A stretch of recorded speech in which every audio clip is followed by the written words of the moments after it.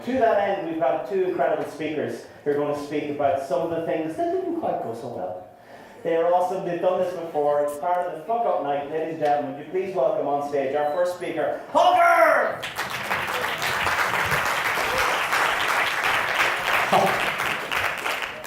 Good evening. Thank you, Chris. Isn't he amazing? Friday night after 7, an Irishman, and he can still walk. I worked on that joke for an hour, and the original line was, and he's still sober, but then 5 minutes ago he got his first beer. Okay, anyways. Hi, I'm Holger. I'm a fuck up. At least that's what they put on my badge. And that's all right, and I can live with that. This is the second time that I speak here. I pitched at the social pitch 3 years ago. I fucked that up too. Yeah, so anyways, you guys are in a good mood? Cool? We're gonna change that. I'm gonna hopefully scare the fuck out of you and get you really confused. So here's my first slide. That's me. As you can see, there's about 20 kilos and one chin between those pictures. Left side is before the startup, right side is after the startup. The reason why I did this startup is I'm very afraid of heights. I'm terrified of this. This sucks, okay? They didn't used to have this 2 years ago. That's the only reason I came. Had I known this, I wouldn't be here. For work, I had to rappel down a 100-meter sinkhole in the jungle of Belize. And while I did that, trying not to shit my pants, like adrenaline runs high in you, and you can feel adrenaline everywhere. And I was hanging there, and they knew I was afraid of heights, and they didn't quite like me. So they let me hang there for about 10 minutes, like halfway into it. And adrenaline was doing stuff with my brain, and I was trying not to shit my pants. And like, I heard a voice. I was probably not the god, it was probably just like a minor jungle god, because Belize is a very small country, and I don't know if they can afford the god. But this jungle god appeared, and he said, Holger. Well, he spoke German, so he said, Holger. And he said, if you survive this, you can do anything you want. And I survived it, and I came to the ground, and I was really feeling very giddy, and I thought, right, now I have the power to do anything I want. I'm gonna start an e-commerce startup. And it turns out that jungle god knew nothing about e-commerce, and it was a very, very bad idea to do that. So a couple of years later, on the right side, this is in Kabul. We had the opportunity, after we fucked everything up, to go to Kabul and give a fuck-up night's presentation about entrepreneurship, and I went there. And it was very, very scary. It was actually a lot scarier than the rappelling thing. I can rappel no problem now. So this is like an unmarked house somewhere in Kabul, because you don't want the Taliban to figure out where you are and stuff. And we went there, and the reason we went there is because I think that entrepreneurs are the most powerful people in the world. For one reason. And the one reason is we can make mistakes, and we have to make mistakes. And that's part of our job. And in some jobs, you can't make mistakes. I'll give you an example. You know that guy? Right. He fucked up a lot. And you can read up on that. And he's made a lot of mistakes, and he's around, and he's smiling, and he's happy, and many of us look up to him. Now then there's this guy. And basically he made one mistake. You know where he is now? I don't. He's gone. So the difference between entrepreneurs, politicians, and religious leaders, if you're talking in Kabul, is the entrepreneurs can make mistakes. And welcome to a couple of mine. If you want to read up on Elon's fuck-ups, you can go to that URL, and then you can read a very nice article about all the stuff that he did. So, the startup, what was it about? We called it Monagoo. Now, I'm from Frankfurt, and in Frankfurt we speak, obviously, the most beautiful kind of German. It's very soft. So half of the people that we talked to thought Monagoo was actually a person from Frankfurt trying to say Monaco. It's not. The other half of the people called us and said, you guys are running the Mongo shop, right? That's not it either. And that's not a very nice thing to say, too. So, Monagu was Mother Nature's goods. I have a history of picking shit names for companies. The one I had afterwards was called Bucharest, which is cool if you're like a native speaker. In the end, even I called it Bocarice because I didn't want to argue with people anymore.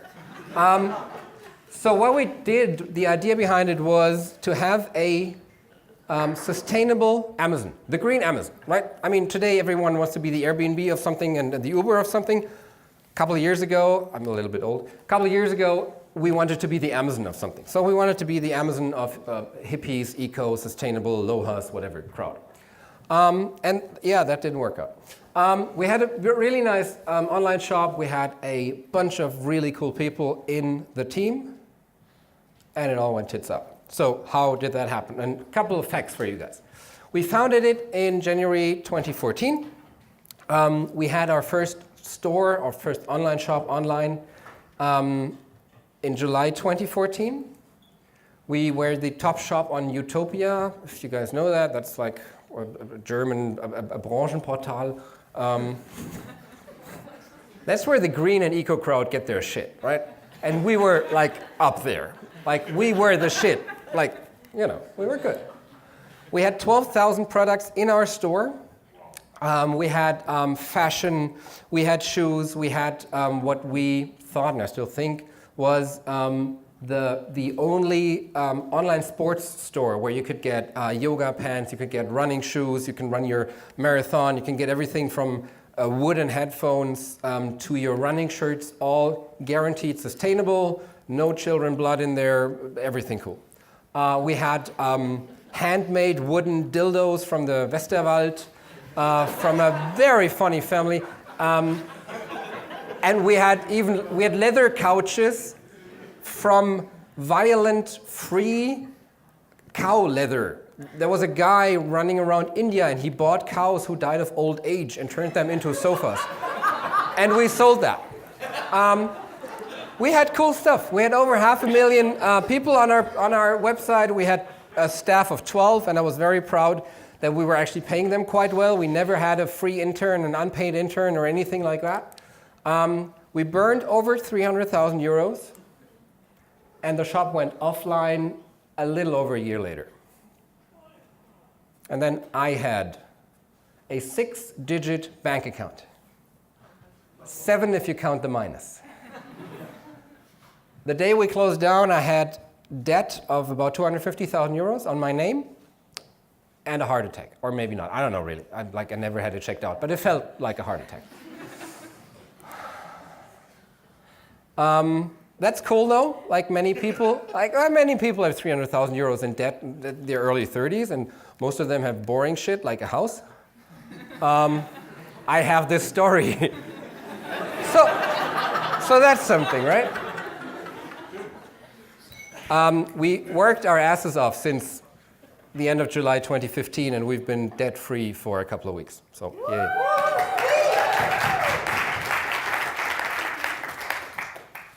That was one of the first days when we found it. That's my co-founder on the left, as you can not really see, but if it was lighter, you could see. In that picture, he's really fat, and I'm not. We kind of switched places. Like, he lost 50 kilos during this time. I gained 20 and a chin. I'm hiding the chin tonight, but that's what happens. We had a really cool shop, but we fucked up a lot. I only have 2 hours, or what was it? Something like that. Okay, first one. The first thing, and so some of these are actually intended to be very brutal for you if you're a social startup, because I intend to be that, because maybe you can learn from my fuck-ups. And that's the whole idea. So we ran around back then and we said, we're a social startup first. And then, okay, maybe we're doing this e-commerce stuff, but we're like anti-capitalists anyways, and we don't like consumerism, and you know, that all kind of sucks anyways, and we're hippies. So we're a social startup first and maybe e-commerce. And that's wrong. It's like If you're a social startup, you're doing something, and you have to do that right. And then you can be social. When I pitched here, and I lost, I think the guys who won had like social ice cream or something like that. Oh, yeah. Oh, was that you guys? Fuck me. Oh!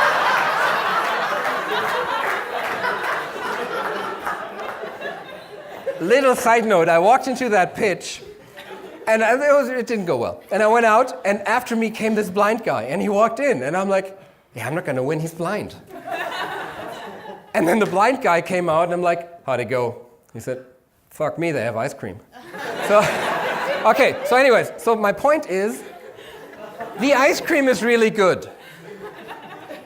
They wouldn't be successful, I hope you are, a little bit anyways? Yeah, okay. So they wouldn't have any success if their ice cream was shit, but they would be very social, right? Our e-commerce was shit, but we were very social. That's a problem. So if you have a social startup, get your product right and get your business right, and then think about being social. I have a couple of pictures. In German we say sozialer Wohnungsbau. So let's say you're in social construction. You might want to get the construction right first and then see how you can make it social and not do stuff like that. Okay. So we made some mistakes. We got some stuff right. We were actually able, one of the things that saved us in the end was we were able to sell the shop because the shop was really good. This is the second goodie that I brought for you. You can take that URL and what you will see is a PDF with that thing. We call it the e-commerce triangle, and it shows you end to end. If you have anything to do with e-commerce, that is, well, everything is a big word, but like upwards of 90% of the stuff you should be worrying about. In the beginning, we worried not about all of that, and that was a problem. Second fuck up. We have a solution that our customers want, or will make them want it, or whatever. But anyways, we have a solution. So that is a problem, and if all you have is a hammer, then everything starts to look like a nail. We started out because we thought it should be possible to do sustainable online shopping. So obviously we said we have to make an online shop. That was a fuck up. That was a problem because there were very many things that we were good at. I'm a trained consultant. My co-founder is a trained logistics consultant. We could have made sustainable shopping possible in many ways that included what we're good at and what we actually want to do. We've never run an online shop. So the first thing we did, the first solution that came to mind, we want to do shopping, we want to do an online shop, we stuck to that, and that was a problem. Focus on the problem you want to solve and the customer or the person you want to help, and be very, very wary, I always get that one wrong. Thank you. Of the solution that you have picked, and don't fall in love with your solution, and don't let that idea blind you, because then you're one of those guys and they're not very good at anything they do. The third thing, the idea matters. We had such a good idea. We wanted to change the world. We want to get baby blood out of stuff. That's a really, really good idea. So, and everyone said that, and that is the problem. If you have social ideas, you have a problem, and the problem is people are not honest to you. If you want to change the world or save the world, hardly anyone will come up to you and say, that's a dumb idea. Because people don't want to be assholes. I had one guy, in all of this time, my sister's fiancé, who listened to the whole thing and he said, first of all, you're not good at it, second of all, it won't work. And then I went to my sister and I said, don't marry that guy, he's an asshole. She married him and I apologized to him because he was the only guy who was honest to me. So if you have an idea that evolves around shredding male chickens, you're in luck because people will be very critical with what you're doing. And if you have a social idea, you have a problem because people will not be honest to you. If you're executing it poorly, people are not very likely to tell you, or they're less likely to tell you because, you're trying to save the world, and who wants to stop that? Fourth one, we understand our customers because our customers are exactly like us. We are our customers, and that's the end of it. In German, I use the hashtag EZKS. It stands for egozentrische Kackscheiße. I tried to translate it to English. It's egocentric bullshit. It's not quite as offensive in English, unfortunately. Yeah, don't do that. You're not your customer. You're an elite. You guys sitting here with your level of education, with your morals, with your values, with the questions you ask yourself, with the stuff you read, you account for, I don't know, 0.001% of the population. And you will not be able to build a sustainable business with you, because there's not enough of you. You are not your customer.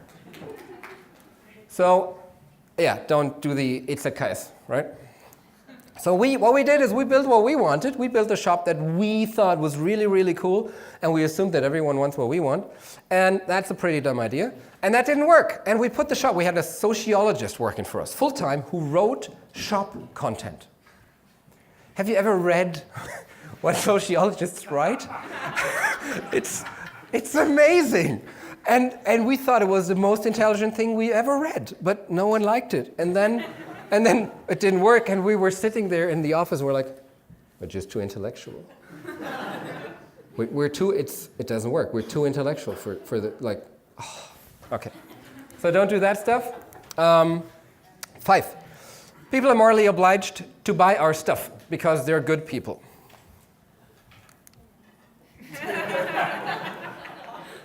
If you have a set of morals and values and your business model depends on the fact that people are morally like you and have the same values as you, and they act upon it, and they do it on the internet, you have a problem.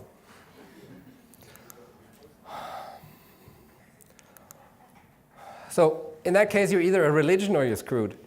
Don't do that. Try to figure out what your customers or the people who you want to impact want and what they need and what they long for, and give them that. And don't build something that will only work if they behave the way you need them to behave for you to think that they're good people. Because it doesn't work. We had a business model that evolved. We had a really cool spreadsheet. I'm really good at spreadsheets. So I built spreadsheets. And the spreadsheet was based around the idea that whoever hears about us has a 50% chance of becoming a customer, a repeat customer, and that repeat customers leave, I think, 100 euros per month with us or something like that. It's insane. It's an insane number. It works if we actually completely own this customer, then maybe. Yeah, we didn't. It doesn't work. Right? I didn't translate that. This is a trend evolution from a Patrick, I don't never know how to say his last name, Minais, I think, from Better Vest. It's super. It starts with the hippie, then you have the muesli fresser, and then you have the LOHAS, lifestyle of health and sustainability. And we said, there's 82 million of them in Germany, and we'll get everyone. Yeah, they don't exist. They don't exist. Not even I am one of those guys, and I ran this thing. We now have the neo-ecological middle of which basically means we all have this little hippie inside of us, who once in a while buys a wooden watch, because it's a status symbol, and he annoys people with it. But I still buy my jeans where my jeans fit when I buy them, because I'm a person. 7th fuck up. Our competitors are the enemy, and the enemy is doing well. I'll make this short. When we closed, I sent an email to our 10 most interesting competitors, and I said, we're closing down. I'm very happy to buy you dinner and beer and tell you everything I fucked up so that you don't have to make the same mistake, because in the end, we're all trying to save the world. 3 of them wrote back. All of them are almost bankrupt. No one is doing good. Had I talked to them before we started, I would have never got myself into that. If you have competitors who you think are your enemy, you have a problem, because you are like them. You're only going to hate them if you're exactly like them. If you do something differently, then you're compatible and you can work together. But if you are exactly like them, either they or you don't deserve to be in the market anyways. And this is true in the social market as well. So this is my co-founder and myself in a very desperate attempt of putting personality into what we were doing. Because we weren't interested in it, and that was a problem. None of us was hosting the thing. if you're, especially I believe, in the social area where you want to start a movement and you want to get people invested in your idea and invested in the impact you're trying to make, you need a host. You need a face to put to it, and like we were very reluctant to do that. And when we did, it ended up like that. And truth be told, that was just a copy of the Einhorn condom campaign because they were doing very well. So we thought we'd make idiots out of ourselves, and then that'll work. But it didn't.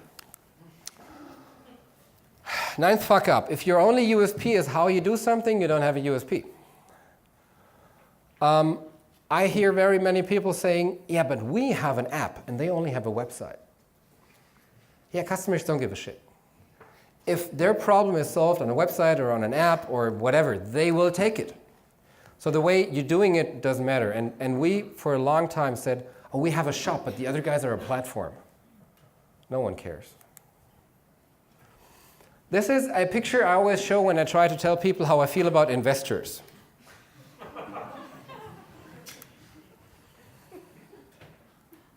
We didn't build an organic startup. We said we want to figure out in a short amount of time if we can build an e-commerce machine that you throw money on one side and you get money out of the other side, and in the wake of this whole thing, you're being sustainable. And to do that, we need investors. So we built a business that completely relied on investors. We lost money with every shopping cart that went through our store. The problem with that is I hate investors. I hate business plans. We don't understand investors. We don't know how they tick. We don't respect most of them.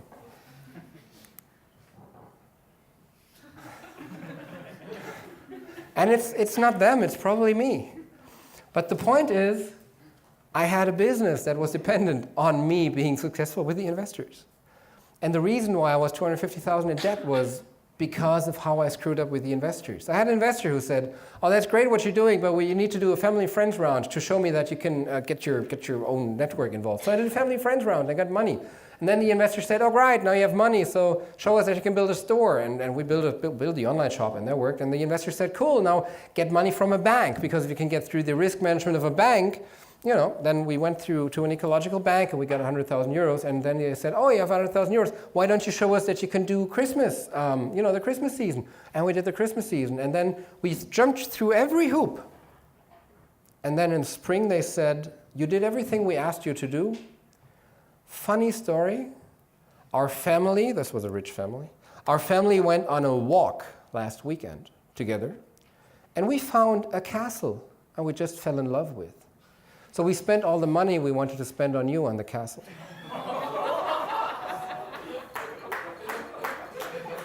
Now, whose fault is that? Mine. Because I didn't manage them. Because that should have never happened. And I gambled on the trust that we build over time, blah, blah, blah, blah, blah. And in the end, they had bought a castle they didn't need for a couple of millions, and I was a couple of years' salary in debt. My fault. I hate investors. Social entrepreneurship means cuddly, feel-good startup. In German, this reads Kuschel-Startup. Kuschel.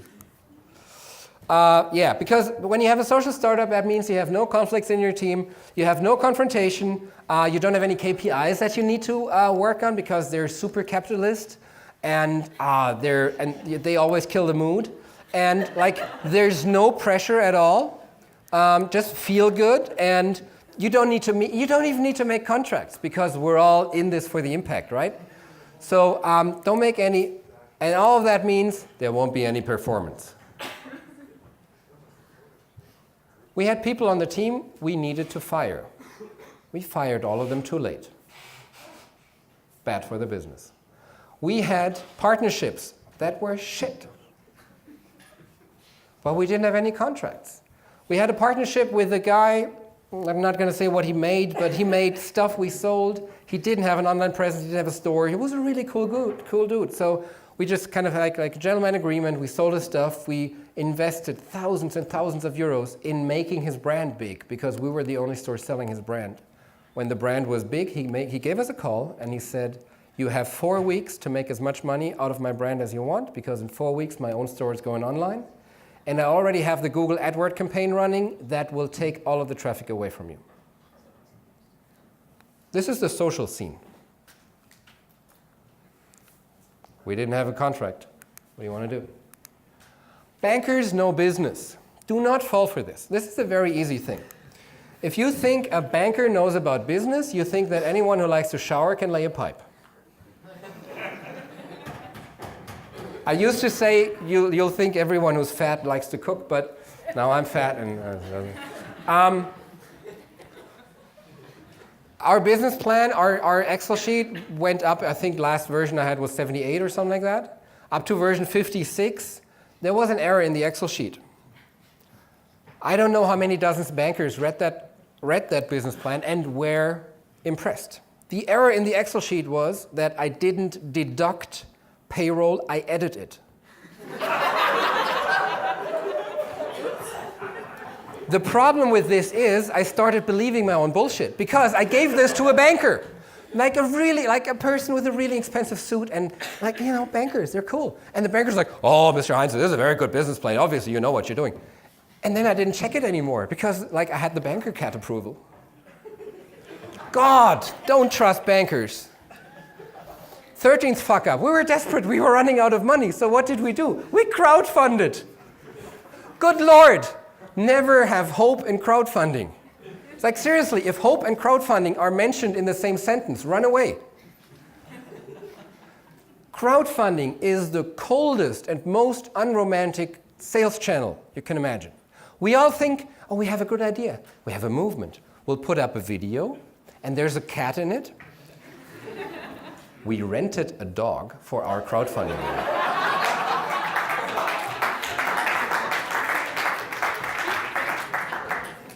And a child. We rented the guy in the middle. He's naked in the video. We did everything. Completely bombed.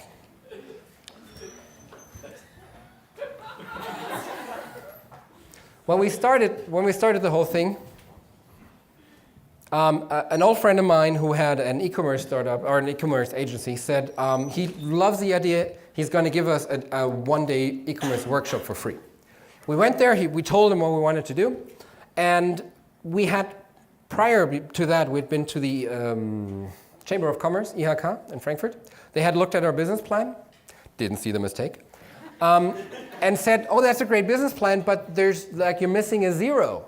And we're like, why? There's 2 here.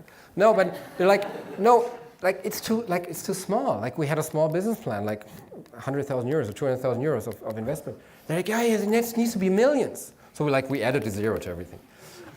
So the guys, they listened to what we were doing, and they said, oh, you need an intershop shop. We're like, okay, how much is that going to be? They're like, $1 million. We're like, okay, I put $1 million in the business plan. And then we said, what's the best shop we know? And the best shop we knew was Neckermann. And they had just gone tits up. So I got the cell phone number of Campino and Toten Hosen. They used to be a punk band. Now he's on Sky with a tie. But they used to be a punk band. And his brother was the Insolvenzverwalter, you'll figure it out, of Neckermann. And I called him on his cell phone and I said, hello, my name is Holger Heinze and I want to buy the Neckermann shop. And he was a very nice guy. He said, hello, Holger Heinze. Thank you for calling me. No. I'm like, all right, cool. I hung up. Now, my problem was anything we did was cheaper than $1 million because I had intended to spend $1 million on an online shop. So I only spent in the end 150,000 euros. And I was constantly patting myself on the back of how lean I was. Because everything is leaner than €1 million, right? So we anchored on €1 million. We spent 150,000 euros to figure something out we could have figured out with a free WordPress page, probably. That's a problem. We're perfectionists. Yeah, we're not. Perfectionism is fear. And that's all there is to it. That dude says it best. If you're not embarrassed by the first version of your product, you've launched too late. We were very, very proud of our first version. Last one, I think. Claqueurs. People who will pat you on the back. That's what I said before. You will have leagues of people who will tell you, that's a really good idea. I talked about nothing else, obviously. And everyone goes, oh, that's a great idea. That's a cool idea. That's a cool idea. I'm like, yeah, we closed down. Like, oh, that was such a good idea, that was such a good idea. I'm like, okay. You never bought in my store. Like, oh yeah, I didn't find anything. People aren't honest. So what you need to do is find critics. Tell people, and because people aren't honest, here's the trick how you find a critic. You talk to your friends and you tell your friends about your story. You train them in your pitch, like a 3-sentence pitch. If you can't find a 3-sentence pitch, then you're in trouble anyways. Tell that to your friends and tell them to pitch it to people. Ask them. And because they will be honest. They will say, that sounds like a shit idea. And if someone says that, ask them to make the connection. And say, hey, you know, my friend told you about my startup and you said it's a shit idea. I want to learn from you. Do that. That's the easiest way to find an honest critic. To live a creative life, we must lose our fear of being wrong. And that's all there is to it. If we can embrace the fact that the last mistake we made is our best teacher, I think we can be good entrepreneurs. If not, we'll fuck up in that way. There's still many other ways to fuck up. Don't, you know. Okay, so lessons learned. Social doesn't mean you're excused from doing your job. Focus on your problem and your customer. Execution is everything. Avoid ECommerce. Don't base your success on morals. There's something blinking here. I think that's broken. Competitors are just friends you haven't met yet, and why not? Talk to all of your competitors. You're social businesses. You shouldn't have competitors anyways. You need a host. Customers care about the problem you solve for them. They don't care about how you solve it. Investors, gotta love them or gotta leave them. Don't cuddle. Don't trust bankers. Crowdfunding is a cold and heartless channel. We'll never remember I went to Cologne to the crowdfunding conference and there was a guy giving a presentation. He had headphones or some stuff. And he had this nice video and he's like, we made 1 million on Kickstarter. Some guy raised his hand. He's like, how much did you pay for the campaign? 500,000. And like we did the math and they sold headphones for 250 euros and they made 10 euros on every pair because the rest went into their crowdfunding campaign. Crowdfunding isn't people loving your stuff. Crowdfunding is cold, calculated. You're not as lean as you think, and that is not only meant physical. Perfectionism is fear, and you need critics. And that's the end of it. Thank you.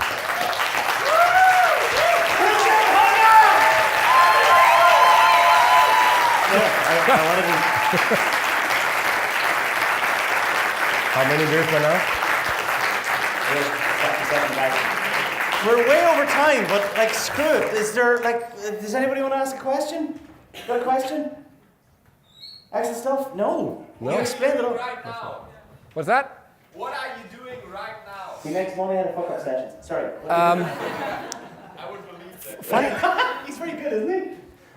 Actually, this is the second time I've done this in English. I've done it a couple times in Germany. The first time was at the Metro group. And is the Metro lady? Is she? No. So there was this guy on stage. They said, first there's one from Metro. And he's like, here's Olaf. And Olaf went on stage. So Olaf did his thing and he fucked up a lot. Like Olaf was, whoo. And then I went on stage after him. And I'm like, you know, giving my thing. And like always like, but Olaf said it best. And Olaf, he's a way bigger fuck up than me. And Olaf was cool. He was like in first row and he was always laughing. And then we went outside afterwards and he had a couple of beers and I was chatting with Olaf. And Olaf was a really cool dude. And then we left, and one guy comes up and he's like, how can you be so cool talking to him? I'm like, who do you mean? Olaf, he's like the company fuck up. Like he fucks up so much, like he needs no introduction. He's like, no, he's the CEO. and like not any CEO, like Metro has 100 CEOs. He's like the Vorstandsvorsitzender. He's like, yeah. So, and they paid me for that, so that was good. No, I'm with that company now, and they are the agency who made our shop. So our shop was really good. First version was shit. Then we changed agencies. Second version was good. And that worked very well. So when I got the chance, I switched over to those guys because they know about the technical side of e-commerce. And I'm bringing to the table, we've done consulting ever since. So the whole e-commerce startup, product testing, know your customer, user experience, stuff like that. I'm okay. I don't need therapy. I have therapists coming up to me. It's okay. That's fine. That's awesome. Excellent. Good question. Any last questions? There's a microphone there. Is there any mic? I've decided that I'm going to set up a shop renting dogs for videos. I think it's actually probably the most successful part that you had. Did you rent? No, it didn't work. Did you rent a child? What happened? The child came with a dog, I think. Look at that extra. Synergies, man, synergies. Ladies and gentlemen, Holger! Oh,